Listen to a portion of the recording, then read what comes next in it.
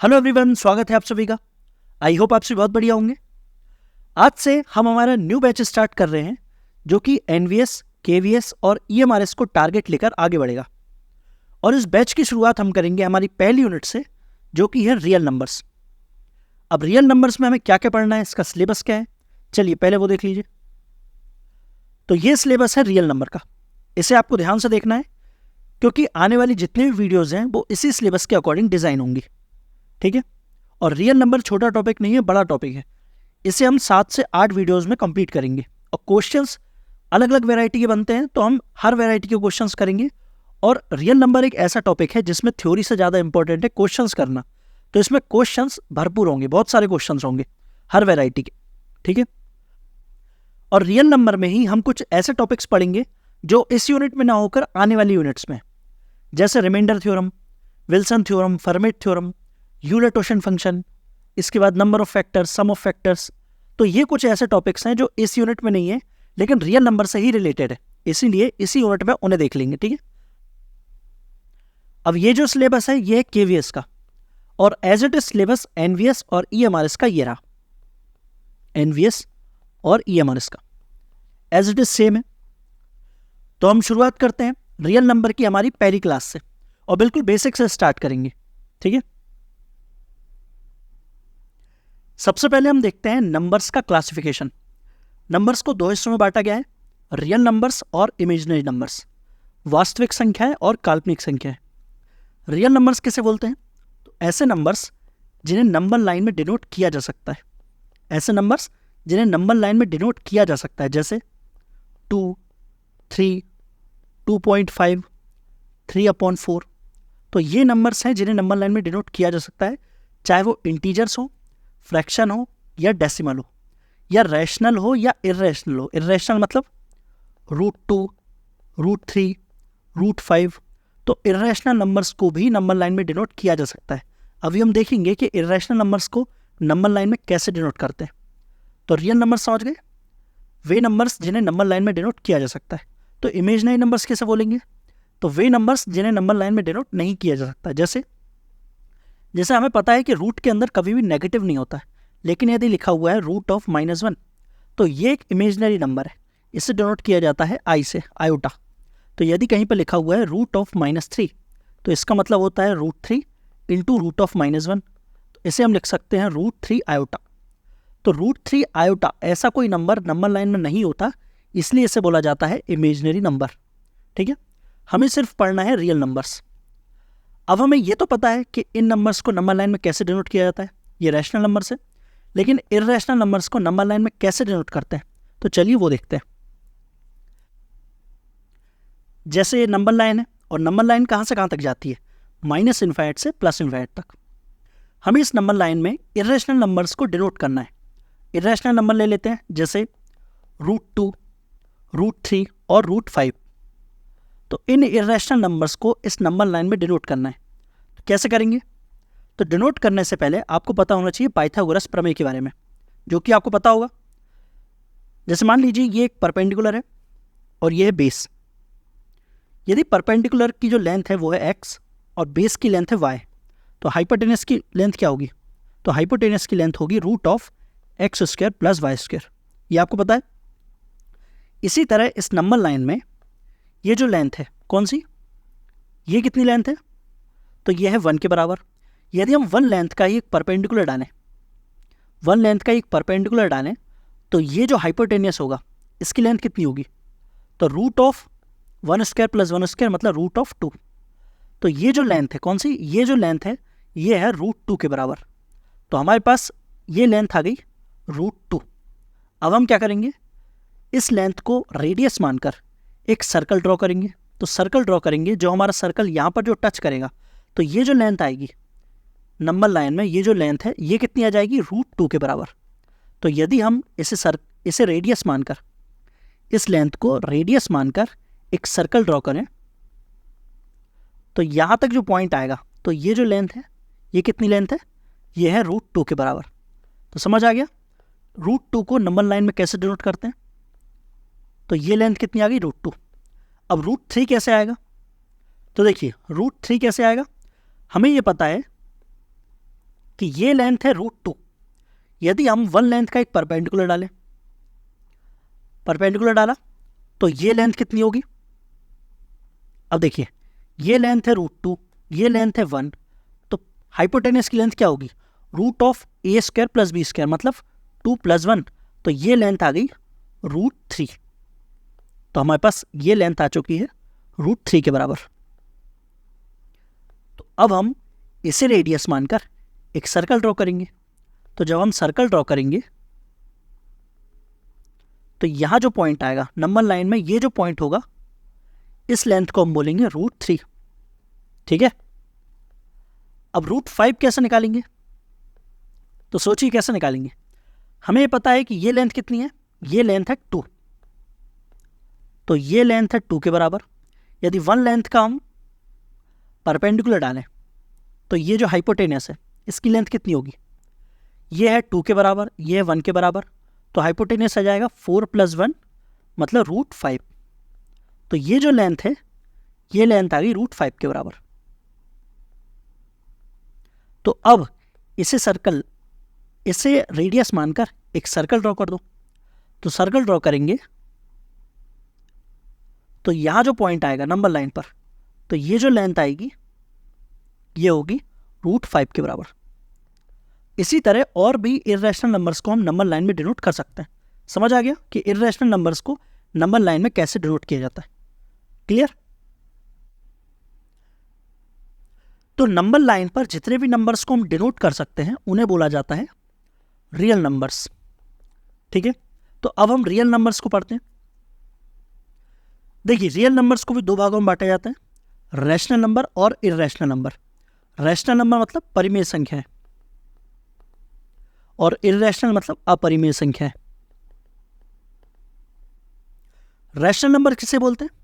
तो ऐसे नंबर्स जिन्हें p/q के फॉर्म में लिखा जा सकता है, और यहां पर p और q दोनों इंटीजर्स हैं। इंटीजर्स मतलब पूर्णांक, और q ≠ 0 है। तो ऐसे नंबर्स जिन्हें p/q के फॉर्म में लिखा जा सकता है उन्हें बोला जाता है रैशनल नंबर्स। जैसे 4, क्योंकि इसे हम लिख सकते हैं 4/1, या फिर -5, या 5/7, या -15/17, या 22/7, या 3.77, क्योंकि इसे हम लिख सकते हैं 377/100, और 0.5 इसे क्या लिख सकते हैं 5/10, या फिर 1/2। इसी तरह यहां पर लिखा हुआ है 0.9999 एंड सो ऑन, मतलब 9 बार बार रिपीट हो रहा है। तो इसे p/q के फॉर्म में कैसे लिखेंगे? तो इसे हम लिख सकते हैं 0.9q/बार। इसका मतलब है कि 9 बार बार रिपीट हो रहा है, तो 0.9q/बार। अब इसे चेंज करना है p/q के फॉर्म में। तो चेंज कैसे करते हैं ये हम आगे देखेंगे, पर यहाँ पर आप फिर भी देख लीजिए। तो इसे हम कैसे लिखेंगे? 9 दशमलव के बाद कितने नंबर के ऊपर बार है? 1 नंबर के ऊपर, तो नीचे जाएगा 1 बार 9, तो इसका आंसर जाएगा 1। तो इसका फाइनल आंसर क्या आता है? इसका फाइनल आंसर होता है 1। और यह एग्जाम में पूछा जा चुका है, एज इट इज क्वेश्चन आया था, इसकी वैल्यू बताना था, तो इसका आंसर क्या आ जाता है 1। चेंज कैसे करते हैं ये हम आगे देखेंगे। अब ये देखिए यहाँ क्या लिखा हुआ है 4.333 एंड 3 बार बार रिपीट हो रहा है, तो इसे हम क्या लिख सकते हैं? इसे लिख सकते हैं 4.3q/बार। अब इसे p/q के फॉर्म में चेंज करना है, तो चेंज कैसे करते हैं? 43 माइनस, इसमें माइनस करते हैं उस नंबर को जिसके ऊपर बार नहीं है, तो 4 के ऊपर बार नहीं है, 4 को माइनस किया, अपॉन नीचे क्या आएगा? दशमलव के बाद जितने नंबर के ऊपर बार है उतने नीचे 9 आ जाते हैं, तो इसका फाइनल आंसर आ जाएगा 39/9। कैलकुलेटर में आप डालेंगे 39/9, तो फाइनल आंसर यही आएगा 4.33333 एंड सो ऑन। ठीक है। इसे चेंज कैसे करते हैं ये हम आगे देखेंगे, पर यहाँ पर मैं आपको बता रहा हूँ कि इसे भी हम चेंज कर सकते हैं p/q के फॉर्म में, मतलब ये भी एक रैशनल नंबर है। ठीक है। तो रैशनल नंबर समझ आ गया, वही नंबर्स जिन्हें p/q के फॉर्म में लिखा जा सकता है। तो इर्रेशनल नंबर किसे बोलेंगे? वे नंबर्स जो रैशनल नहीं है उन्हें हम बोलेंगे इर्रेशनल नंबर, मतलब जिन्हें हम p/q के फॉर्म में नहीं लिख सकते। ठीक है। यहाँ पर क्या लिखा हुआ है? Non terminating non repeating. अब इस लाइन का क्या मतलब है ये हम आगे देखेंगे। पहले हम रैशनल नंबर को कंप्लीट करते हैं। रैशनल नंबर को आगे और क्लासिफाई किया जाता है इंटीजर्स और डेसिमल में। इंटीजर्स मतलब पूर्णांक, और डेसिमल मतलब दशमलव। इंटीजर्स को i या फिर z से डिनोट किया जाता है, और रैशनल नंबर को q से, और रियल नंबर को r से। इंटीजर्स मतलब पूर्णांक, मतलब जो नंबर लाइन पे जो पूरी पूरी संख्याएं होती है ना, उन्हें हम बोलते हैं इंटीजर्स, जैसे 2, 3 या -4, -5 या फिर 0। तो इंटीजर्स को भी 3 भागों में बांट सकते हैं, पॉजिटिव इंटीजर्स, नेगेटिव इंटीजर्स और 0। अब पॉजिटिव इंटीजर्स मतलब जो 1 से लेकर इन्फाइनाइट तक जाते हैं, नेगेटिव इंटीजर्स मतलब जो -∞ से -1 तक जाते हैं। 0 ना तो पॉजिटिव है ना ही नेगेटिव है, ठीक है, ये बात आपको ध्यान रखना है। 0 ना तो पॉजिटिव होता है ना ही नेगेटिव होता है। लेकिन यदि आपसे बोला जाए कि नॉन नेगेटिव नंबर्स कौन से हैं, नॉन नेगेटिव।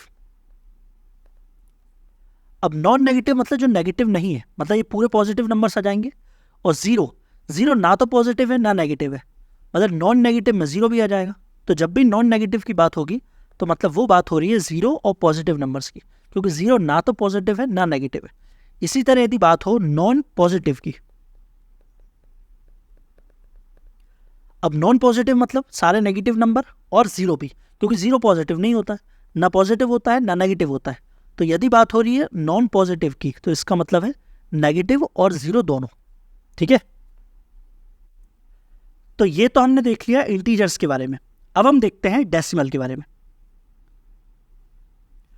डेसिमल को भी 2 भागों में बांट सकते हैं, टर्मिनेटिंग डेसिमल और non terminating decimal. Terminating decimal मतलब शांत दशमलव, और नॉन टर्मिनेटिंग मतलब अशांत दशमलव। टर्मिनेटिंग डेसिमल मतलब ऐसे नंबर्स जो दशमलव की बात टर्मिनेट हो जाएं, जैसे 1.5 या फिर 1.87 या फिर 7.2378, मतलब ऐसे नंबर्स जो दशमलव के बाद टर्मिनेट हो जाएं तो उन्हें हम बोलते हैं टर्मिनेटिंग डेसिमल। अब ये जो नंबर्स हैं इन्हें हम PYQ के फॉर्म में लिख सकते हैं ना, जैसे इसे हम क्या लिख सकते हैं 15/10 या फिर 3/2। इसी तरह इसे लिख सकते हैं 187/100, और इसे भी हम PYQ के फॉर्म में लिख सकते हैं। मतलब जो टर्मिनेटिंग डेसिमल्स होते हैं वो नंबर्स रैशनल नंबर होते हैं, क्योंकि इन्हें हम PYQ के फॉर्म में लिख सकते हैं, ठीक है। अब नॉन टर्मिनेटिंग डेसिमल देखिए, मतलब ऐसे नंबर्स जो दशमलव के बाद टर्मिनेट ना हो। अब ये भी 2 तरीके से हो सकता है, ऐसे नंबर्स जो दशमलव के बाद टर्मिनेट तो नहीं हो रहे हैं, लेकिन जो दशमलव के बाद जो नंबर्स आ रहे हैं वो सेम आ रहे हैं, मतलब रिपीट होते जा रहे हैं, जैसे 1.3333 एंड सो ऑन, मतलब बार बार 3 आते जा रहे हैं। ये जो नंबर है टर्मिनेट नहीं हो रहा है लेकिन रिपीट होते जा रहा है। इससे पहले भी हमने नंबर देखा था ना, क्या नंबर देखा था 0.9999 एंड सो ऑन। तो ये number non terminating but repeating number होता है, और इन्हें हम क्या PYQ के फॉर्म में डिनोट कर सकते हैं, तो हाँ लिख सकते हैं। ये हमने देखा था, इसकी वैल्यू क्या आई थी 9 के ऊपर बार लिख सकते हैं इसे, मतलब 0.9 के ऊपर बार, तो ये लिखा जाएगा 9/9 मतलब 1। इसी तरह 1.33 इसे हम क्या लिख सकते हैं 1.3 के ऊपर बार, इसे चेंज करेंगे PYQ के फॉर्म में, क्या आ जाएगा 13 - 1/9, तो इसकी आंसर हो जाएगा 12/9 या फिर 4/3। तो जब आप 4/3 कैलकुलेटर में डालेंगे तो इसका आंसर यही आएगा 1.3333 एंड सो ऑन। चेंज कैसे किया ये हम बाद में देखेंगे, लेकिन यहाँ पर मैं आपको क्या बता रहा हूँ कि जो नॉन टर्मिनेटिंग डेसिमल्स होते हैं उनमें एक टाइप ऐसा होता है कि टर्मिनेट तो नहीं कर रहे हैं लेकिन नंबर्स रिपीट कर रहे हैं, उसे बोला जाता है non terminating but repeating decimals, और इन्हें हम PYQ के फॉर्म में लिख सकते हैं। मतलब जो नॉन टर्मिनेटिंग और रिपीटिंग डेसिमल्स होते हैं ये रैशनल नंबर होते हैं, ठीक है। अब नॉन टर्मिनेटिंग डेसिमल्स का एक टाइप होता है नॉन रिपीटिंग, मतलब ऐसे नंबर्स जो दशमलव के बाद रिपीट नहीं कर रहे हैं, जैसे यदि मैं लिखूं 1.37254321 एंड सो ऑन, तो ये नंबर देखिए ना तो टर्मिनेट हो रहा है और ना ही कोई भी नंबर रिपीट हो रहे हैं और ना ही कोई पैटर्न दिख रहा है, तो इस नंबर को क्या बोलेंगे नॉन टर्मिनेटिंग और नॉन रिपीटिंग। अब ये कोई फिक्स नंबर तो है नहीं, इसलिए हम इसे PYQ के फॉर्म में चेंज नहीं कर सकते, इसीलिए नॉन टर्मिनेटिंग और नॉन रिपीटिंग इस नंबर को बोला जाता है इर्रेशनल नंबर। इर्रेशनल नंबर की डेफिनेशन में भी यही लिखा हुआ था, यहाँ पर देखा था ना नॉन टर्मिनेटिंग और नॉन रिपीटिंग, तो इसका क्या मतलब है ऐसा नंबर जो ना तो टर्मिनेट कर रहा है और ना ही नंबर रिपीट कर रहे हैं। तो इर्रेशनल नंबर की डेफिनेशन क्या हो जाएगी नॉन टर्मिनेटिंग और नॉन रिपीटिंग। इसका एग्जाम्पल क्या हो सकता है, तो एग्जाम्पल हो सकता है √2। √2 की वैल्यू क्या होती है, √2 की वैल्यू होती है 1.41421356 एंड सो ऑन, मतलब ये नंबर चलते ही जाता है, कोई फिक्स वैल्यू नहीं होती है। इसी तरह रूट थ्री की वैल्यू क्या होती है? 1.732, 0508, 07 एंड सो ऑन। ये नंबर भी चलता जाता है, ना तो टर्मिनेट करता है और ना ही कोई नंबर रिपीट करता है। तो ये किसका एग्जाम्पल हो गए? इर्रेशनल नंबर के। एक एग्जाम्पल और हो सकता है जो कि है पाई। देखिए पाई की वैल्यू 22/7 नहीं होती है, हाँ अप्रोक्स वैल्यू होती है 22/7, पर पाई की वैल्यू क्या होती है? पाई की वैल्यू होती है 3.1415926 एंड सो ऑन। मतलब ये नंबर भी ना तो टर्मिनेट हो रहा है और ना ही कोई नंबर रिपीट कर रहे हैं। तो ये किसका एग्जाम्पल हो गया? तो पाई एग्जाम्पल है इर्रेशनल नंबर का, लेकिन 22/7 एग्जाम्पल है रैशनल नंबर का, क्योंकि ये PYQ की फॉर्म में लिख दिया। तो 22/7 एक रैशनल नंबर है और पाई एक इर्रेशनल नंबर है। समझ आ गया? ठीक है, तो इर्रेशनल नंबर के एग्जाम्पल क्या क्या देखे हमने? इर्रेशनल नंबर मतलब जो नंबर ना तो टर्मिनेट करे और ना ही रिपीट करे। इसका एग्जाम्पल है √2, √3 या फिर √5 या फिर पाई एंड सो ऑन। अच्छा पाई का मतलब क्या होता है? पाई कहाँ से आया पता है आपको? पाई कहाँ से आया? देखिए पाई का मतलब होता है यदि आप कोई सर्कल ड्रॉ करो, कोई भी सर्कल हो सकता है, वो किसी भी सर्कल को ड्रॉ करने पर जो उसकी परिधि होती है, सर्कमफेरेंस होता है, उसे यदि आप डिवाइड करोगे उस सर्कल के डायमीटर से, व्यास से, तो जो नंबर आएगा, जो संख्या आएगी वो एक कांस्टेंट होगा। और कांस्टेंट की वैल्यू क्या होगी? वैल्यू होगी 3.14159 एंड सो ऑन। तो यही जो वैल्यू होती है इसी को बोला जाता है पाई। कोई भी सर्कल हो सकता है, उस सर्कल का यदि आप परिधि को डिवाइड करोगे उसके व्यास से, तो जो संख्या आती है वो एक कांस्टेंट आता है। कांस्टेंट की वैल्यू हमेशा यही आएगी, ठीक है, और इसी को बोला जाता है पाई। और पाई एक इर्रेशनल नंबर है, ठीक है। अच्छा कुछ एग्जांपल लिखता हूँ, आप बताइए ये रैशनल है या इर्रेशनल है। जैसे यदि मैं लिखूँ 2√5, तो ये रैशनल है या इर्रेशनल है बताइए। इसी तरह √6.4, √0.64, √153/17, बताइए ये फर्स्ट वाला एग्जांपल क्या है? तो ये एक इर्रेशनल है, इर्रेशनल नंबर है ना। रैशनल नंबर को इर्रेशनल नंबर से मल्टीप्लाई किया जाता है तो फाइनल आंसर क्या आ जाता है? Irrational number. अब इसे बताइए, तो इसे हम लिख सकते हैं 8² रूट के अंदर, तो 8 तो बाहर आ जाएगा लेकिन 10 रूट के अंदर ही रहेगा, तो ये भी एक इर्रेशनल नंबर है। और इसे बताइए, तो इसे हम लिख सकते हैं 0.8 का होल स्क्वायर, तो ये आ गया 0.8, तो ये एक रैशनल नंबर है, ठीक। और ये इसे हम सिंप्लीफाई कर सकते हैं, 17×9 = 153, तो ये आ गया √9 मतलब 3, तो ये भी एक रैशनल नंबर है, ठीक है। अब हम कुछ डेफिनेशंस देख लेते हैं। जैसे पहली डेफिनेशन है नेचुरल नंबर। नेचुरल नंबर किसे बोलते हैं? जो 1 से स्टार्ट होते हैं और इन्फाइनिट तक जाते हैं। यदि नेचुरल नंबर्स में 0 भी ऐड कर दो तो ये क्या बन जाएगा? ये बन जाएगा होल नंबर। और इन्हीं में इवन नंबर और ऑड नंबर्स होते हैं। अब ये क्यों बता रहा हूँ मैं आपको?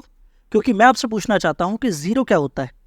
0 एक इवन नंबर है या ऑड नंबर है? आप मुझे बताइए। देखिए 0 को पहले मैथमेटिशियन ना तो इवन बोलते थे ना ही ऑड बोलते थे, मतलब 0 ना तो इवन था ना ऑड था। लेकिन आजकल मैथमेटिशियन 0 को इवन नंबर बोलने लगे। तो पुरानी बुक में आप देखोगे तो 0 को ना तो इवन नंबर बोला गया है ना ही ऑड नंबर बोला गया है, लेकिन आजकल जो बुक आ रही है उनमें 0 को इवन नंबर बोला जाता है, ठीक है। तो ये बात आपको ध्यान रखना है कि 0 एक इवन नंबर है, क्योंकि 0 इवन होने की सारी प्रॉपर्टीज़ को सेटिस्फाई करता है। क्या प्रॉपर्टीज़ हैं वो मैं आपको आगे बताऊंगा। पहली प्रॉपर्टी तो यही है कि इवन नंबर किसे बोलते हैं? जो 2 से डिवाइड हो। तो 0 2 से डिवाइड होता है ना, इसका आंसर क्या आ जाता है? 0 आ जाता है। तो 0 2 से डिवाइड हो जाता है, इसलिए 0 को इवन नंबर बोलेंगे, ठीक है। तो ये बात आपको ध्यान रखना है। अब नेचुरल नंबर को 2 भागों में बांटा जाता है, प्राइम नंबर और कंपोजिट नंबर्स। प्राइम नंबर मतलब अभाज्य संख्याएं, और कंपोजिट मतलब भाज्य संख्याएं। अब प्राइम नंबर्स किसे बोलते हैं? तो ऐसे नेचुरल नंबर्स जिनके केवल 2 ही फैक्टर्स हों, केवल 2 ही फैक्टर्स हों। फैक्टर्स मतलब डिवाइड करने वाली संख्या। जैसे 6 एक नंबर है, तो 6 को डिवाइड करने वाली संख्या कौन कौन सी है? एक तो 1 है, 2 है, 3 है और एक 6 है। तो 6 के कितने फैक्टर्स हो गए? टोटल 4 फैक्टर्स हो गए, ठीक है।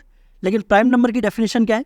जिसके एग्जैक्टली 2 फैक्टर्स होना चाहिए, एग्जैक्टली 2 फैक्टर्स, ना 2 से ज़्यादा ना 2 से कम। फॉर एग्जाम्पल, जैसे मान लीजिए पहले 1 से शुरू करते हैं, तो 1 प्राइम नंबर है क्या? तो 1 प्राइम नंबर नहीं है, क्योंकि 1 का केवल एक ही फैक्टर होता है जो कि 1 होता है। इसके बाद 2, तो 2 प्राइम नंबर है क्या? तो हाँ 2 प्राइम नंबर है, क्योंकि इसके 2 ही फैक्टर हैं, एक तो 1 है और एक 2 है। इसके बाद 3, तो 3 प्राइम नंबर है, बिल्कुल है, क्योंकि इसके भी 2 ही फैक्टर्स हैं, एक तो 1 और एक वो संख्या खुद। तो जो 2 फैक्टर्स होते हैं वो कौन कौन से होते हैं? एक तो 1 और एक वो संख्या खुद, इटसेल्फ, ठीक है। 3 के बाद 4, तो 4 प्राइम नंबर है क्या? नहीं है, क्योंकि इसके 3 फैक्टर्स हैं, 1, 2 और 4, तो 4 प्राइम नंबर नहीं है। तो 3 के बाद कौन सा आएगा? 5, 5 एक प्राइम नंबर है। इसके बाद 7 एक प्राइम नंबर है। फिर 9 प्राइम नंबर है क्या? नहीं है। फिर है 11, फिर 13, फिर 17, फिर 19 एंड सो ऑन, ठीक है। तो ये प्राइम नंबर्स हो गए। सबसे छोटा प्राइम नंबर कौन सा है? तो सबसे छोटा प्राइम नंबर है 2, और एकमात्र इवन प्राइम नंबर वो भी है 2। तो स्मॉलेस्ट प्राइम नंबर कौन सा है? 2,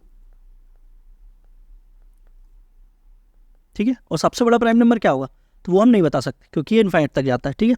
और एकमात्र इवन प्राइम नंबर वो भी है 2। इसके बाद जितने भी प्राइम नंबर्स होंगे सारे ऑड होते हैं। क्लियर? अब यहां पर देखिए 3, 5 और 7 को, 3, 5 और 7 ये लगातार ऑड नंबर्स हैं, और ये एकमात्र लगातार ऑड नंबर्स ऐसे हैं जो प्राइम भी है, ठीक है।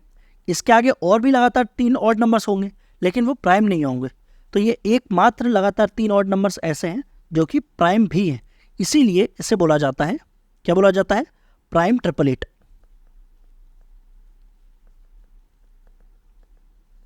ठीक है, तो ये बात भी आपको ध्यान रखना है, एकमात्र प्राइम ट्रिपलेट कौन सा है? 3, 5 और 7, ठीक है। अब यहां पर आपको प्राइम नंबर्स के बारे में एक बात और ध्यान रखना है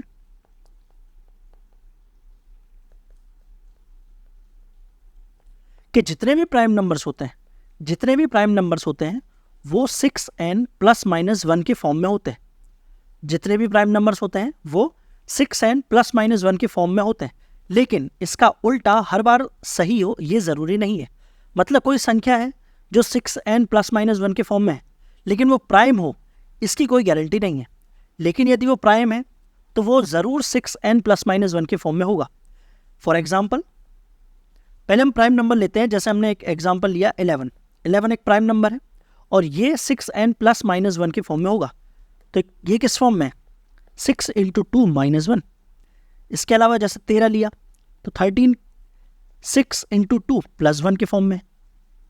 17 लेंगे तो कैसा है? 6 इंटू 3 माइनस 1। इसके अलावा 19 तो वो भी 6 इंटू 3 प्लस 1, ठीक है। अब इसका उल्टा एग्जाम्पल लेते हैं, जैसे 35, तो 35 6n प्लस माइनस 1 के फॉर्म में होता है। कैसे? 6 इंटू 6 माइनस 1। लेकिन 35 क्या प्राइम नंबर है? तो 35 प्राइम नंबर नहीं है, लेकिन 6n माइनस 1 के फॉर्म में ज़रूर है, लेकिन वो प्राइम नंबर नहीं है।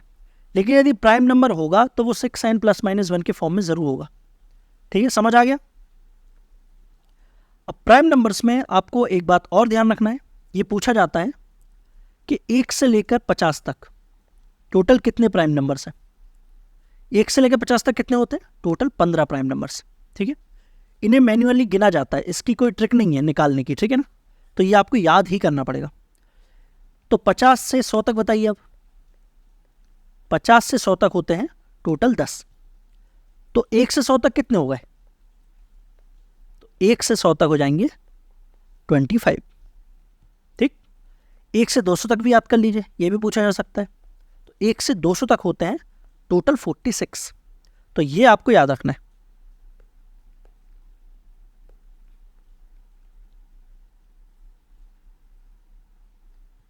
ठीक है, इंपॉर्टेंट। तो ये बात हो गई प्राइम नंबर की। अब कंपोजिट नंबर्स किसे बोलते हैं? तो ऐसे नेचुरल नंबर्स जिनके 2 से ज़्यादा फैक्टर्स हो, मतलब एटलीस्ट 3 फैक्टर्स तो होना ही चाहिए।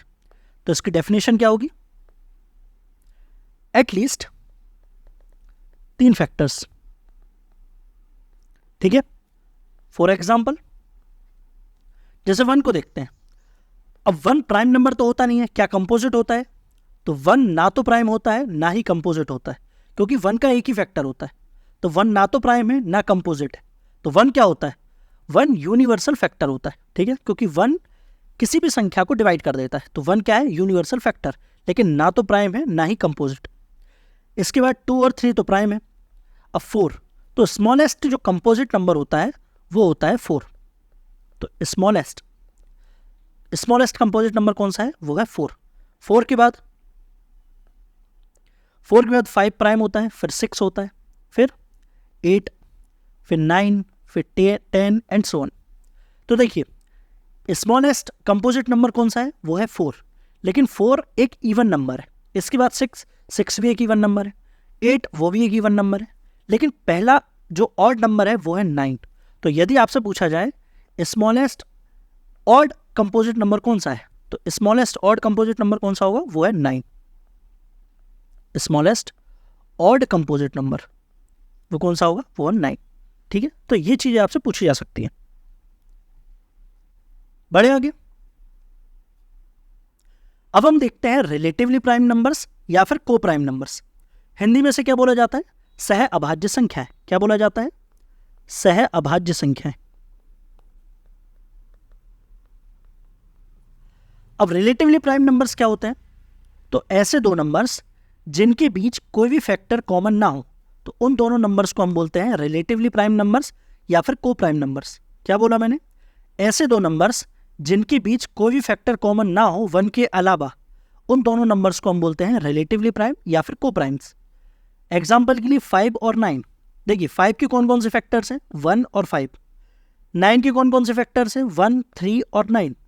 दोनों के फैक्टर्स में देखिए 1 के अलावा कोई दूसरा फैक्टर कॉमन है क्या? नहीं है। तो यहाँ पर 5 और 9 आपस में को प्राइम नंबर्स होंगे या फिर रिलेटिवली प्राइम नंबर्स होंगे, ठीक है। अब यहाँ पर जरूरी नहीं कि दोनों नंबर्स प्राइम हो सकता है दोनों नंबर्स प्राइम हो, या हो सकता है दोनों नंबर्स प्राइम ना हो। नाम में जरूर लिखा हुआ है कि को प्राइम या फिर रिलेटिवली प्राइम, पर यहाँ पर रिलेटिवली प्राइम का मतलब है आपस में प्राइम होना चाहिए। तो ये दोनों नंबर्स आपस में प्राइम है। हो सकता है दोनों प्राइम हो या हो सकता है दोनों प्राइम ना हो। जैसे 9 और 4, तो ना तो 9 प्राइम है ना 4 प्राइम है, लेकिन ये दोनों आपस में को प्राइम होंगे या फिर रिलेटिवली प्राइम होंगे, क्योंकि 4 के फैक्टर्स कौन कौन से? 1, 2 और 4। आपस में सिर्फ 1 फैक्टर ऐसा है जो कॉमन है, बाकी कोई फैक्टर कॉमन नहीं है। तो ये दोनों कैसे नंबर्स होंगे? आपस में को प्राइम। और क्या एग्जाम्पल्स हो सकते हैं? एग्जाम्पल हो सकते हैं 11 और 17। तो ये दोनों तो हालांकि दोनों ही नंबर प्राइम हो गए। 11 और 18 ये भी को प्राइम का एग्जाम्पल हो गया। 40 और 27। तो देखिए दोनों नंबर्स प्राइम नहीं है लेकिन आपस में को प्राइम होंगे। और बताइए जैसे 35 और 56, ये बताइए क्या को प्राइम है? बताइए। और एग्जाम्पल लेते हैं जैसे 64 और 112। इसके अलावा 45 और 46, 1 और 8। पहले इसे बताइए 35 और 56 ये आपस में को प्राइम है क्या? तो ये आपस में को प्राइम नहीं है, क्योंकि इसमें 7 एक ऐसा फैक्टर है जो कॉमन है। 7 इसमें भी आएगा, 7 इसमें भी आएगा, तो ये आपस में को प्राइम नहीं है। अब 64 और 112 ये भी आपस में को प्राइम नहीं है, ठीक है। 45 और 46 ये आपस में को प्राइम है। तो लगातार जितने भी नंबर्स होते हैं वो आपस में को प्राइम होते हैं। तो ये बात भी आपको लिख लेना है कि 2 कॉन्जिक्यूटिव नंबर्स आर ऑलवेज को प्राइम, ठीक है। जितने भी लगातार नंबर्स होते हैं, चाहे वो 7, 8 हो या 8, 9 हो, ये आपस में को प्राइम होंगे। अब 1 और 8, तो 1 सारे नंबर्स के साथ को प्राइम होता है, तो 1 के साथ कोई भी नंबर ले लो वो हमेशा को प्राइम होगा। तो ये भी आपस में को प्राइम है। समझ आ गया रिलेटिवली प्राइम और को प्राइम क्या होता है। अब हम देखते हैं ट्विन प्राइम क्या होते हैं। तो ट्विन प्राइम नंबर्स, यहाँ पर प्राइम नंबर की बात होगी। किसकी बात होगी? Prime numbers. तो ऐसे दो प्राइम नंबर्स जिनके बीच का अंतर 2 हो, उन दोनों नंबर्स को बोला जाता है ट्विन प्राइम नंबर। एग्जाम्पल के लिए जैसे 3 और 5, इन दोनों में अंतर कितना है? अंतर है 2, तो ये कैसे नंबर हुए? ये हुए ट्विन प्राइम। 5 और 7 ये कैसे नंबर है? ये भी ट्विन प्राइम है। और क्या हो सकता है? 11 और 13, ये भी ट्विन प्राइम है। 41 और 43 ये भी ट्विन प्राइम है। और बताइए 61 और 59 इन दोनों में अंतर भी 2 का है, तो ये भी आपस में ट्विन प्राइम है। ठीक है, इसमें पूछा क्या जा सकता है, तो इसमें आपसे पूछेंगे कि 1 से लेकर 50 तक बताइए टोटल कितने ट्विन प्राइम्स है, और 1 से लेकर 100 तक बताइए कितने ट्विन प्राइम्स है। तो 1 से लेकर 50 तक है 6 और 1 से लेकर 100 तक है 8। तो 1 से 50 तक तो 6 हैं, तो 50 से 100 तक कितने हो जाएंगे, मात्र 2। ठीक है, तो ये बात भी आप ध्यान रख सकते हैं। अब हम देखते हैं परफेक्ट नंबर। परफेक्ट नंबर किसे बोलते हैं, इसकी डेफिनेशन में लिखा हुआ है if the sum of all the factors of a number excluding the number is equal to that number then it is called perfect number. क्या मतलब इसका, कोई ऐसा नंबर यदि उसके फैक्टर्स को ऐड किया जाए और फैक्टर में वो नंबर नहीं होना चाहिए, यदि उन फैक्टर्स को ऐड किया जाए, ऐड करने पर यदि वही नंबर मिलता है तो उस नंबर को हम बोलते हैं परफेक्ट नंबर। एग्जाम्पल से समझिए, जैसे 6 को देखिए, 6 के फैक्टर्स कौन कौन से होते हैं, 1 2 3 और एक 6 भी होता है। लेकिन उस नंबर को छोड़कर बाकी जितने भी फैक्टर्स हैं उनके यदि ऐड करोगे, ऐड करने के बाद यदि वही नंबर मिलता है तो उस नंबर को हम बोलते हैं परफेक्ट नंबर। तो 6 कैसा नंबर है, 6 एक परफेक्ट नंबर है। 6 के बाद कौन सा आता है, 6 के बाद 28 आता है। 28 एक ऐसा नंबर है जो कि परफेक्ट नंबर है, क्योंकि इसके फैक्टर्स को जब आप ऐड करोगे तो ऐड करने पर 28 आएगा। 28 के बाद 496 एक ऐसा नंबर है जो कि एक परफेक्ट नंबर है, और 496 के बाद 8128 एक ऐसा नंबर है जो कि परफेक्ट नंबर है। तो ये 4 आप याद रख सकते हैं। ठीक है, समझ आ गया परफेक्ट नंबर किसे बोलते हैं, और ये आपको याद रखना है 6 28 496 और 8128। ठीक, अब यहां पर क्या लिखा हुआ है, तो इवन नंबर्स और ऑड नंबर्स पे कुछ बेसिक प्रॉपर्टीज होती हैं, ये आपको पता भी होंगी। क्या लिखा हुआ है कि 2 इवन नंबर्स को जब ऐड करते हैं तो इवन नंबर आता है, 2 ऑड नंबर्स को जब ऐड करते हैं तब भी इवन नंबर आता है, एक इवन नंबर और एक ऑड नंबर को ऐड करेंगे तब ऑड नंबर आएगा, 2 इवन नंबर को जब मल्टीप्लाई करेंगे तो इवन नंबर आएगा, एक इवन नंबर एक ऑड नंबर दोनों को मल्टीप्लाई करेंगे तो इवन नंबर आएगा, और दोनों ऑड नंबर हो, दोनों का मल्टीप्लाई होगा तो ऑड नंबर आएगा। ठीक है, मैंने आपको बताया था कि 0 एक कैसा नंबर है, इवन है कि ऑड है, इवन नंबर है। तो यदि आप 0 को इन प्रॉपर्टीज में रखोगे तो ये प्रॉपर्टीज सेटिस्फाई होंगी, किसी में भी रख सकते हो। जैसे इसमें देखिए, इवन में क्या लिखेंगे हम, 0 रख के देखेंगे, 0 प्लस और एक ऑड नंबर ले लीजिए, जैसे 3 लिया, इक्वल टू क्या आ रहा है 3, और 3 कैसा नंबर है, ऑड नंबर है। ऐसी 3 यदि आप 0 को यहाँ पर रखोगे, 0 प्लस और यहाँ पर इवन नंबर हमने लिया 4, तो ये क्या आ रहा है 4, 4 कैसा नंबर है, इवन नंबर है। तो इन प्रॉपर्टीज को 0 सेटिस्फाई करता है, इसीलिए 0 को आजकल क्या नंबर बोला जाता है, इवन नंबर। ठीक है, अब अभी तक हमने जितना भी पढ़ा उन पर क्वेश्चंस करते हैं। तो एक एक करके क्वेश्चंस आएंगे, आपको पॉज करना है और सॉल्व करना है। फर्स्ट क्वेश्चन को देखिए, इसमें लिखा हुआ है कि which one of the following is not correct, इनमें से करेक्ट स्टेटमेंट कौन सा नहीं है। फर्स्ट में लिखा हुआ है कि 1 ना तो प्राइम नंबर है ना ही कंपोजिट नंबर है, तो पहला स्टेटमेंट तो सही है। बी में लिखा हुआ है कि 0 ना तो पॉजिटिव नंबर है ना ही नेगेटिव नंबर है, तो बी भी सही है। अब डी को देखिए, डी में लिखा हुआ है कि √2 एक इर्रेशनल नंबर है, √2 अपरिमेय संख्या है, तो डी भी सही है। तो आंसर क्या हो गया, तो आंसर हो जाएगा सी। और क्या लिखा हुआ है इसमें कि P × Q एक इवन नंबर है, तो P and Q are always even. क्या P और Q को हमेशा इवन होना पड़ेगा, तो ऐसा तो नहीं है ना। यदि P × Q एक सम संख्या है तो हो सकता है कि P अकेला सम हो, या हो सकता है कि Q अकेला सम हो, या हो सकता है कि दोनों सम हो, पर इसमें लिखा हुआ है कि P और Q को हमेशा सम होना पड़ेगा, इसीलिए कौन सा स्टेटमेंट सही नहीं है, वो है सी। ठीक, अब सेकंड में लिखा हुआ है कि n एक नेचुरल नंबर है, तो √n क्या होगा। ए में लिखा हुआ है कि ऑलवेज नेचुरल नंबर, तो ऑलवेज नेचुरल नंबर तो नहीं होगा, क्योंकि √4 = 2 ये तो नेचुरल नंबर होगा, लेकिन √5 ये तो इरेशनल नंबर हो गया ना। बी में लिखा हुआ है कि ऑलवेज अ रैशनल नंबर, तो ऑलवेज तो नहीं होगा, इरेशनल भी हो सकता है। सी में लिखा हुआ है कि ऑलवेज इरेशनल, तो ये भी गलत है क्योंकि रैशनल भी हो सकता है। और डी में लिखा हुआ है कि आइदर ए नेचुरल नंबर और एन इर्रेशनल नंबर, तो यही आंसर होगा। नेचुरल नंबर भी हो सकता है और इर्रेशनल नंबर भी हो सकता है। अब थर्ड क्वेश्चन को देखिए, इसमें हमें बताना है कि इन चारों में से कौन सा करेक्ट स्टेटमेंट है।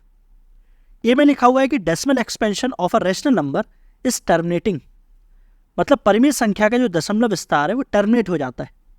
क्या ये स्टेटमेंट सही है? तो ये स्टेटमेंट गलत है, क्योंकि decimal expansion of a rational number terminate भी हो सकता है और नॉन टर्मिनेटिंग भी हो सकता है। जैसे 3/2, इसका आंसर क्या आता है 1.5, तो ये टर्मिनेट हो गया।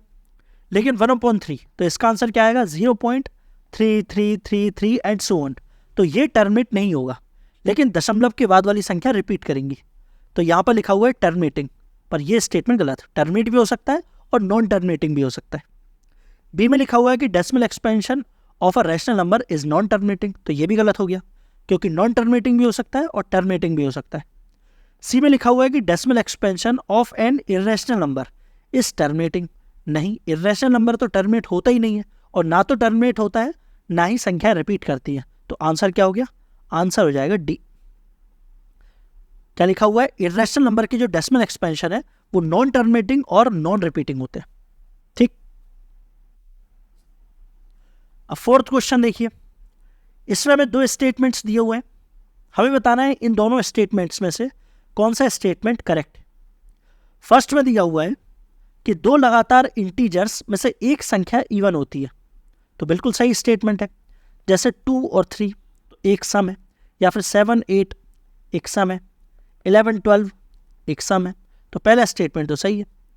बी में लिखा हुआ है, मतलब सेकंड में लिखा हुआ है कि किसी ऑड इंटीजर का जब स्क्वायर करते हैं तो वो 8n+1 के फॉर्म में होता है। किसी ऑड इंटीजर का जब स्क्वायर करते हैं तो वो 8n+1 के फॉर्म में होता है। तो इसे कैसे सॉल्व करेंगे? तो वैल्यू रख के देख लो ना। कोई ऑड इंटीजर ले लिया, जैसे हमने 3 लिया, 3 का स्क्वायर 9, तो क्या वो इस फॉर्म में है? तो बिल्कुल है, 8 × 1 + 1। दूसरा एग्जाम्पल 5 लिया, तो 5 का स्क्वायर 25, तो 8 × 24 + 1 25 हो गया। तो ये इस फॉर्म में होता है, मतलब आंसर क्या हो गया? आंसर हो जाएगा जिसमें दोनों स्टेटमेंट सही होंगे, ऑप्शन नंबर सी। ये और भी दोनों सही है, हमें करेक्ट बताना था क्योंकि, ठीक है। अब ये आया कैसे ये भी समझ लो कि 8n+1 ये फॉर्म कैसे आया। हमें ये पता है कि जो इवन नंबर्स होते हैं वो किस फॉर्म में होते हैं? 2n फॉर्म में, और ऑड नंबर्स वो होते हैं 2n+1 के फॉर्म में। तो ऑड नंबर का स्क्वायर करना है, तो हमने मान लिया ऑड नंबर है 2k+1, इसका स्क्वायर किया तो क्या आएगा 4k² + 4k + 1। अब इसमें से 4k कॉमन आ रहा है, क्या आ जाएगा k + 1 + 1। अब यहाँ पर देखिए ये लिखा हुआ है k × k + 1, तो ये लगातार 2 नंबर्स आ गए, और लगातार 2 नंबर में से एक संख्या सम होती है। यह भी हमने देखा, जब एक संख्या सम होगी तो दोनों का मल्टीप्लाई क्या आएगा? दोनों को मल्टीप्लाई करेंगे तो क्या सम नंबर आएगा? इवन नंबर आएगा। और इवन नंबर किस फॉर्म में होता है? 2n के फॉर्म में। तो इसे हम किस फॉर्म में लिख सकते हैं? इसे हम लिख सकते हैं 2n के फॉर्म में, और बाहर है 4 + 1, तो ये किस फॉर्म में चेंज हो गया? 8n+1।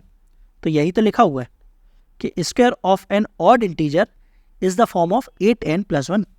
समझ आ गया? अब इस क्वेश्चन को देखिए, इस क्वेश्चन में हमें बताना है कि इन चारों रेशनल नंबर्स में से ऐसा कौन सा रेशनल नंबर है जो नॉन टर्मिनेटिंग और रिपीटिंग डेसिमल को बता रहा है। तो इस क्वेश्चन को करने से पहले आपको डिनोमिनेटर के नेचर के बारे में पता होना चाहिए।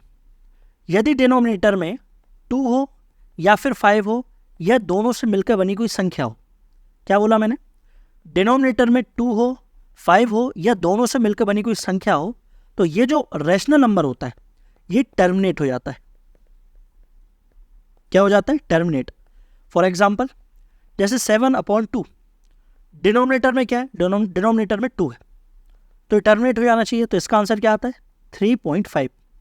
ऐसी 7/5, तो इसका आंसर क्या आएगा? तो ये भी टर्मिनेट हो जाना चाहिए, क्योंकि डिनोमिनेटर में केवल 5 है, तो इसका आंसर हो जाएगा 1.4। तो 2 हो या 5 हो या फिर दोनों से मिलकर बनी कोई संख्या हो, दोनों से मिलकर बनी संख्या कौन सी होगी? 10, तो इसका आंसर क्या आ जाएगा? 0.7। ये भी टर्मिनेट हो गया। और कौन सी संख्या मिलकर बनती है 2 और 5 से? 50 कैसे बनता है? 25 इंटू 2 मतलब 5 स्क्वायर इंटू 2, ऐसे ही 100 5 स्क्वायर इंटू 2 स्क्वायर। और कौन सी संख्या है? जैसे 400 है, 400 कैसे बनेगा? तो 2 स्क्वायर इंटू 100 कैसे बनता है? 25 इंटू 4, तो ये बन गया 2 की पावर 4 इंटू 5 स्क्वायर। तो 400 जो बन रहा है वो कैसे बन रहा है? 2 और 5 से मिलकर।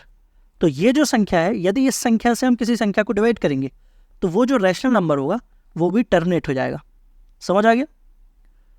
लेकिन यदि डिनोमिनेटर में 2 और 5 के अलावा कोई दूसरी संख्या है, जैसे 3 हो गया या 7 हो गया, यदि कोई दूसरी संख्या है तो वो जो रैशनल नंबर है वो टर्मिनेट नहीं होगा, वो non terminating but repeating decimal होगा।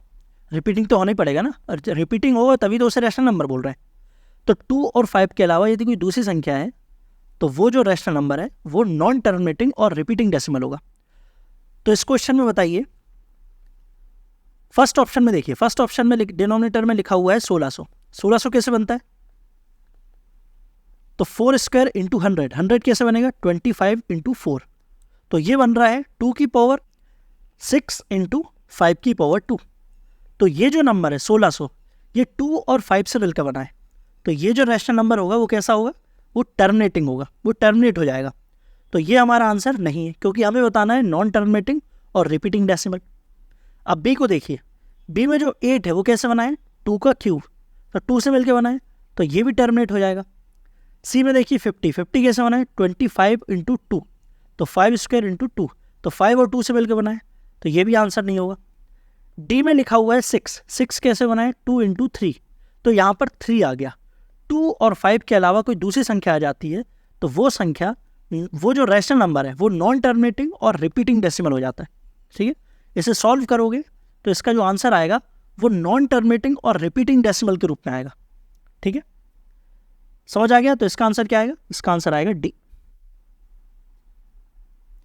अब इसी में कई बार क्वेश्चन ऐसे भी बनते हैं कि आपको एक रैशनल नंबर दे दिया जाएगा, रैशनल नंबर देंगे और आपसे पूछा जाएगा कि दशमलव के कितने अंक के बाद वो टर्मिनेट हो जाएगा।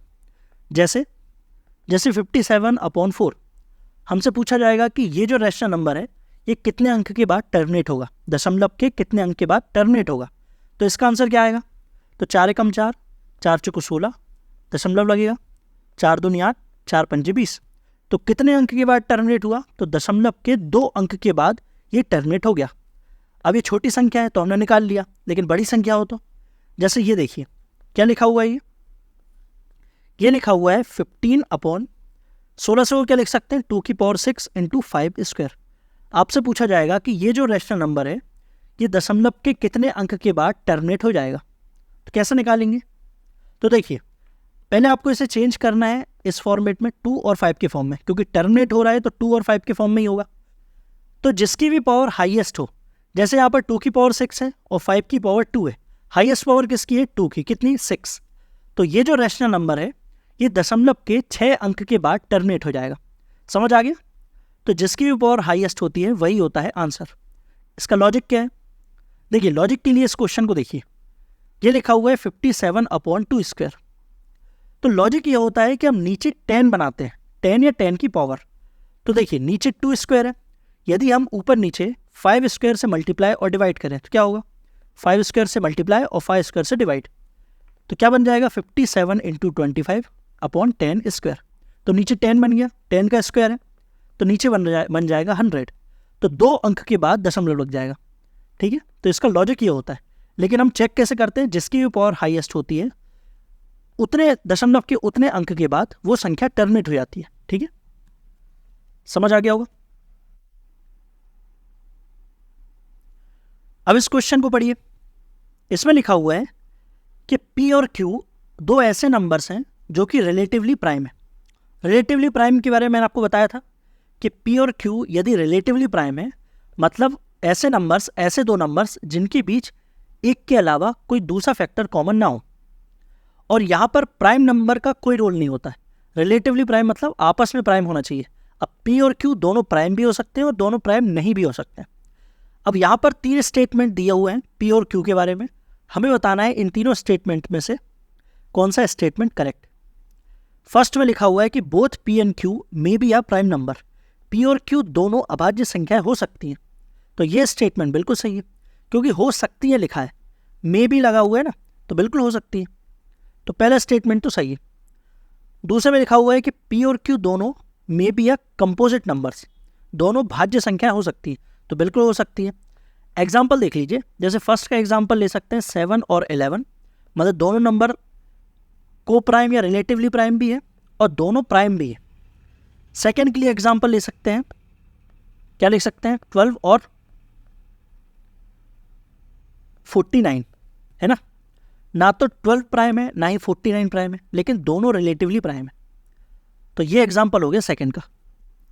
अब थर्ड में लिखा हुआ है कि पी और क्यू में से कोई एक प्राइम और दूसरा कंपोजिट नंबर हो सकता है, तो बिल्कुल हो सकता है।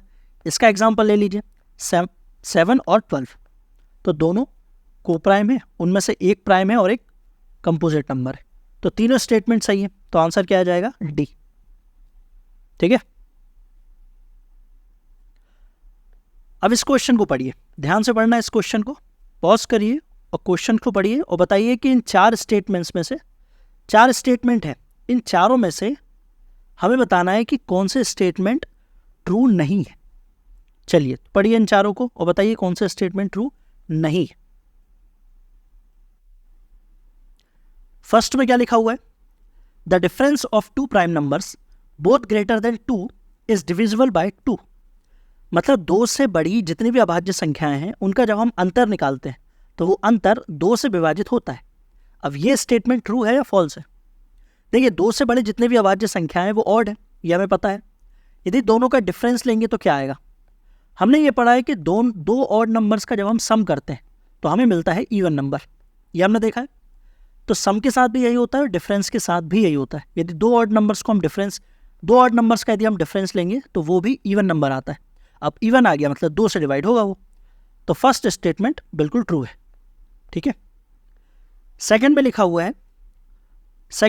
है कि यदि m और n दो इंटीजर्स हैं, यदि p कोई प्राइम नंबर है और p m क्रॉस n को डिवाइड करता है, तो p या तो m को डिवाइड करेगा या फिर n को डिवाइड करेगा। क्या यह स्टेटमेंट ट्रू है या फॉल्स है, एक बार फिर से पढ़िए और बताइए। थर्ड में लिखा हुआ है कि यदि कोई संख्या 6n-1 के फॉर्म में, तो वो संख्या एक प्राइम नंबर होगी। अब ये स्टेटमेंट भी बताइए ट्रू है या फॉल्स है। फोर्थ में लिखा हुआ है कि there is only one set of 3 prime numbers such that there is a gap of 2 between 2 adjacent prime numbers. तो ये बात बिल्कुल ट्रू है। एकमात्र ऐसा ग्रुप प्राइम नंबर्स का एकमात्र ऐसा ग्रुप है 3 प्राइम नंबर्स का, कौन कौन सा, 3, 5 और 7, जो कि एडजेसेंट ऑड नंबर्स हैं और प्राइम नंबर्स भी हैं, और तीनों के बीच गैप कितना होता है, 2 का। ठीक है, तो ये फोर्थ स्टेटमेंट तो बिल्कुल ट्रू है। सेकेंड और थर्ड में बताइए। देखिए सेकेंड में लिखा हुआ है कि p एक प्राइम नंबर है और m और n कोई भी इंटीजर्स हैं। एग्जाम्पल ले लेते हैं, जैसे m हमने लिया 15 और n क्या ले लें, n हम ले लेते हैं 30।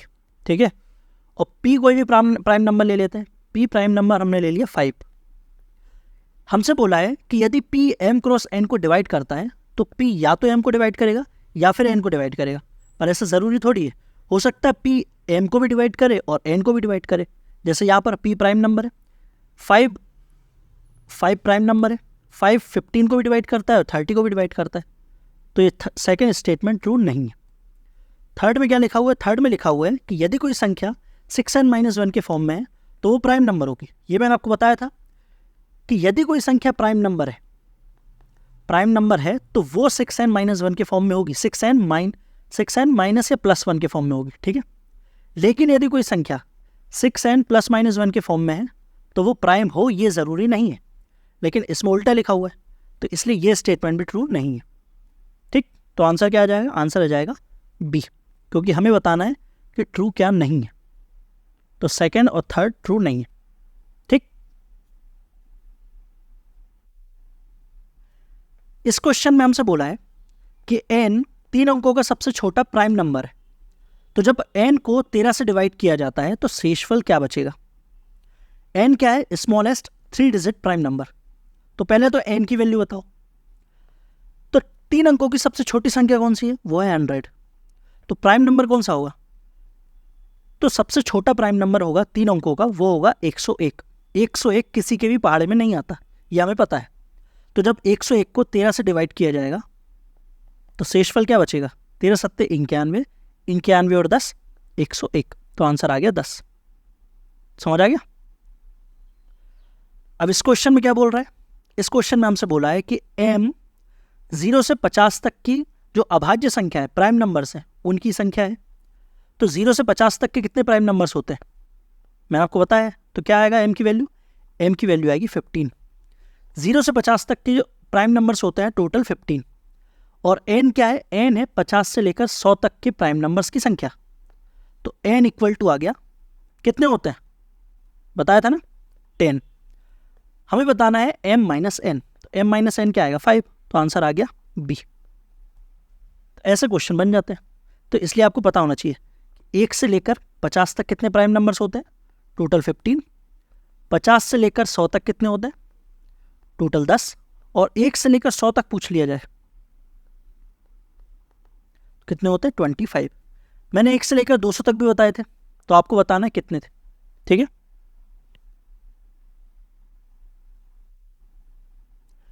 अब इस क्वेश्चन में हमसे क्या बोला है? इसमें हमसे बोला है कि 110 तक सभी विषम अभाज्य संख्याओं को एक साथ गुणा किया जाता है, तो गुणनफल का इकाई अंक क्या होगा? हमें यूनिट डिजिट बताना है। जब 110 तक जितने भी प्राइम नंबर्स हैं वो भी ऑड प्राइम नंबर्स, मतलब इसमें 2 को काउंट नहीं किया है, तो ऑड प्राइम नंबर्स को जब मल्टीप्लाई करेंगे 110 तक तो उसका जो यूनिट डिजिट होगा, यूनिट डिजिट वो कौन सा होगा? तो बताइए, ऑड प्राइम नंबर्स कौन कौन से होंगे? 3 into 5 into 7 into 11 into 13 and so on. Total कितने होंगे? 110 तक जितने भी होंगे उन सभी को मल्टीप्लाई करना है, यूनिट डिजिट बताना है। तो देखिए, यूनिट डिजिट के लिए आपको 5 को देखना होगा। आपको ये जानकारी होगी कि 5 में जब इवन नंबर का मल्टीप्लाई करते हैं तो यूनिट डिजिट में 0 आता है।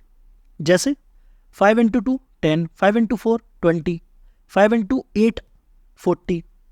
लेकिन जब 5 का मल्टीप्लाई ऑड नंबर से होता है तो यूनिट डिजिट में 5 आता है। जैसे 5 इंटू 7 35, 5 इंटू 9 49, 45, मतलब यूनिट डिजिट में 5 आता है। तो यहाँ पर देखिए 5 का मल्टीप्लाई, ये जो नंबर्स हैं ये सारे ऑड है, क्योंकि यहाँ पर लिखा हुआ है ऑड प्राइम नंबर्स, तो यहाँ पर 2 को काउंट नहीं किया है।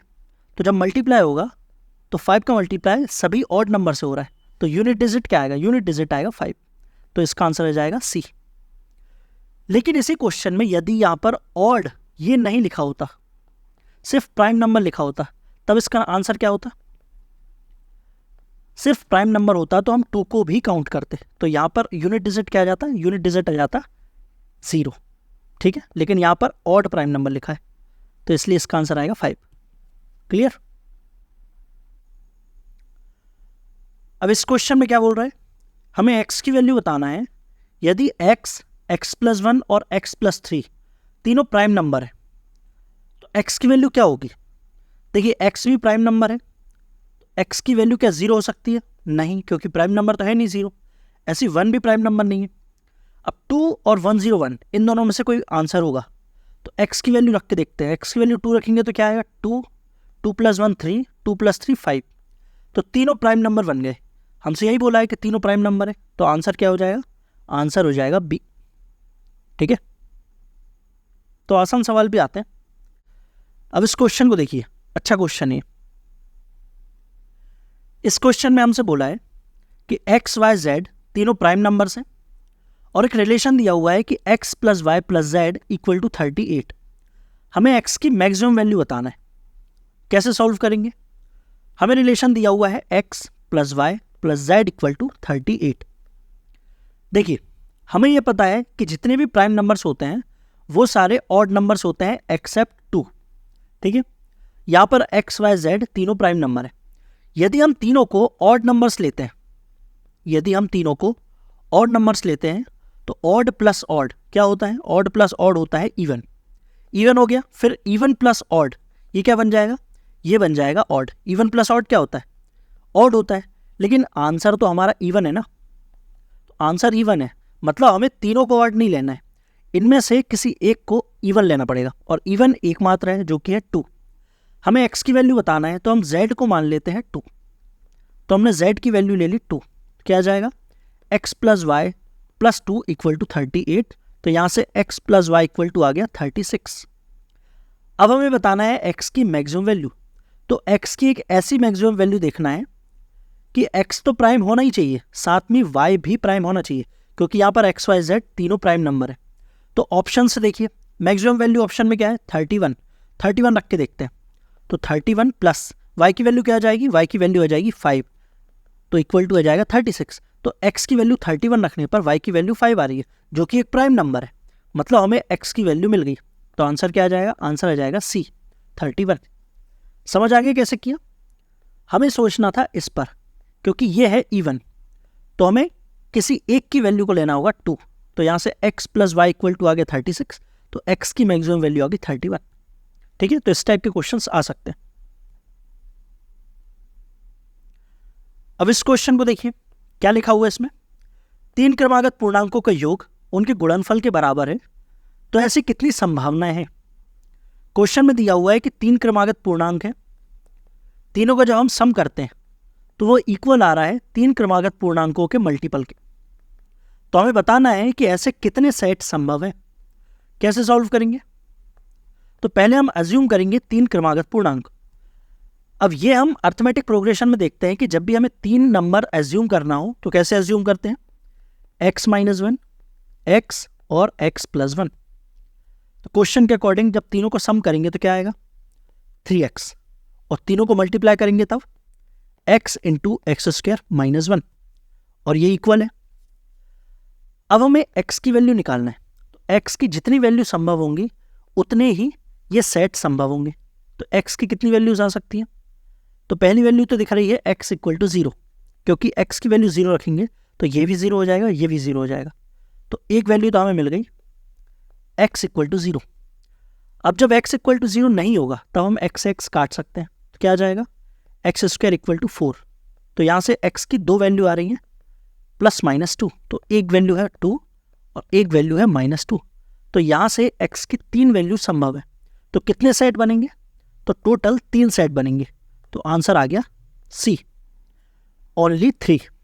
ठीक है, आप वैल्यू रख के भी देख सकते हो, जैसे x की वैल्यू जब हम 0 रखेंगे तो क्या आएगा, तो ये क्या सेट बनेगा, तो x की वैल्यू 0 रखेंगे तो -1, 0 और +1। जब हम तीनों को ऐड करेंगे तो क्या आ रहा है 0, और जब मल्टीप्लाई कर रहे हैं तब भी 0, मतलब दोनों इक्वल आ रहे हैं। x की वैल्यू 2 रखेंगे तो क्या आएगा, तो 1, 2 और 3। तो तीनों को जब ऐड करेंगे तो 6, मल्टीप्लाई करेंगे तब भी 6। जब x की वैल्यू -2 रखेंगे तो -3, -2 और -1, ऐड करेंगे तो -6, मल्टीप्लाई करेंगे तब भी -6, तो इक्वल आ गया, मतलब x की 3 वैल्यू संभव है। ठीक है, तो ऑप्शन नंबर C। अब ये क्वेश्चन देखिए, इसमें हमसे बोला है कि a और b दोनों ऑड प्राइम नंबर्स हैं, जिसमें a बड़ा है b से। तो a square minus b square ये क्या होगा, एक इवन नंबर होगा कि प्राइम नंबर होगा, ऑड प्राइम नंबर होगा या ऑड नंबर होगा। तो देखिए a और b दोनों कैसे नंबर हैं, ऑड प्राइम नंबर्स हैं, और यहाँ पर लिखा हुआ है a square minus b square. इसे हम क्या लिख सकते हैं, a माइनस बी और a प्लस बी।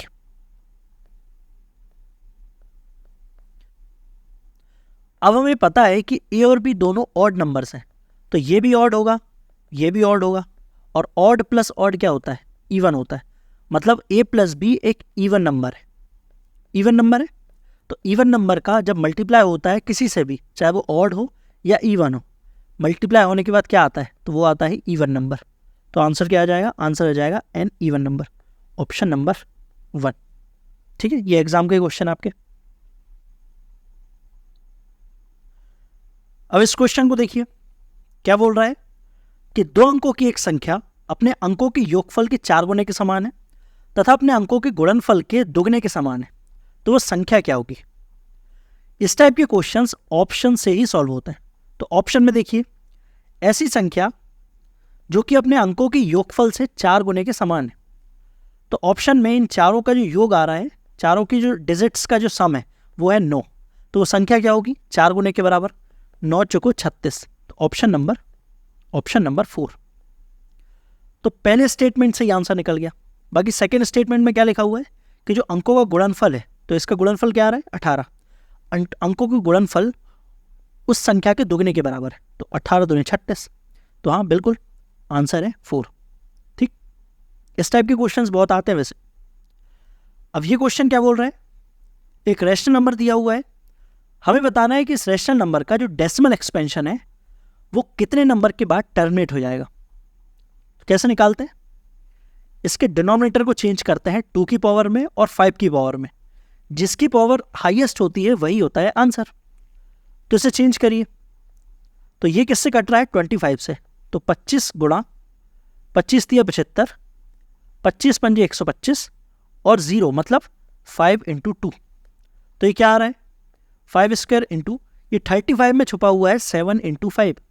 अब यहाँ पर आ गया 7, लेकिन हमें पता है कि जब भी डिनोमिनेटर में 2 और 5 के अलावा कोई तीसरी संख्या आती है तो वो रैशनल नंबर टर्मिनेट नहीं होता है, लेकिन यहाँ पर दिया हुआ है कि टर्मिनेट हो रहा है, मतलब 7 ऊपर वाली संख्या से कट रहा होगा। तो 7 यहाँ से हट जाएगा, तो क्या बचेगा 5 की पावर, कितने 5 है 2 3 और 4, 5 की पावर 4 इंटू 2 की पावर 1। हाईएस्ट पावर किसकी है 5 की, कितनी 4। तो आंसर क्या होगा सी, 4 डेसिमल प्लेसेस। ठीक है, समझ आ गया कैसे सॉल्व करते हैं। तो दशमलव के 4 अंकों के बाद ये रैशनल नंबर टर्मिनेट हो जाएगा। कैलकुलेटर से सॉल्व करोगे तब भी आंसर आप देखोगे कि दशमलव के बाद 4 अंक आएंगे। ठीक है, अब ये सेम क्वेश्चन जो अभी हमने किया था, इसमें लिखा हुआ है कि 2 डिजिट का एक नंबर है जिनकी डिजिट्स का जो सम है वो है 8, और यदि दोनों डिजिट को हम रिवर्स करें, नंबर को पलटें, तो वो नंबर 54 कम हो जाएगा। तो वो नंबर क्या होगा, सॉल्व करिए। डिजिट्स का जो सम है 8 है, तो सभी का 8 आ रहा है सम। जब नंबर को रिवर्स कर रहा है तो 54 कम होना चाहिए। कौन सा ऑप्शन में 54 कम हो रहा है, तो ऑप्शन नंबर डी में 54 कम हो रहा है, तो इसका आंसर होगा 71। ठीक है, अब ये क्वेश्चन क्या बोल रहा है कि P एक प्राइम नंबर है और P A को डिवाइड नहीं कर पा रहा है। जब A को डिवाइड नहीं कर पा रहा है तो P और A कैसी संख्या हो गई, P और A को प्राइम नंबर्स हो गए, तो दोनों का जो HCF होगा वो कितना होगा। देखिए ये साइन बताता है HCF का, ठीक है। यदि ऐसा लिखा हुआ है A और B कोष्टक के अंदर, तो इसका मतलब है कि A और B का HCF। तो HCF क्या होगा, यदि P और A दोनों को प्राइम है तो HCF होगा 1, तो आंसर हो जाएगा 1। इस क्वेश्चन में हमसे पूछा है कि किसी नंबर लाइन में 0 और किसी नंबर के बीच का जो डिस्टेंस होता है उसे किस नाम से जाना जाता है। किसी नंबर लाइन में 0 और किसी नंबर के बीच का जो डिस्टेंस होता है उसे एब्सोल्यूट वैल्यू बोला जाता है। तो ये आप ध्यान रखेंगे, ठीक है। अब ये फिर से सेम क्वेश्चन आ गया। इसमें लिखा हुआ है कि the sum of 2 digit number and the number formed by interchanging the digit is 132। मतलब 2 डिजिट नंबर और उसके डिजिट्स को चेंज करने के बाद बना जो नंबर है उन दोनों का सम आ रहा है 132। तो चेक करिए इनमें से किसका सम 132 आ रहा है।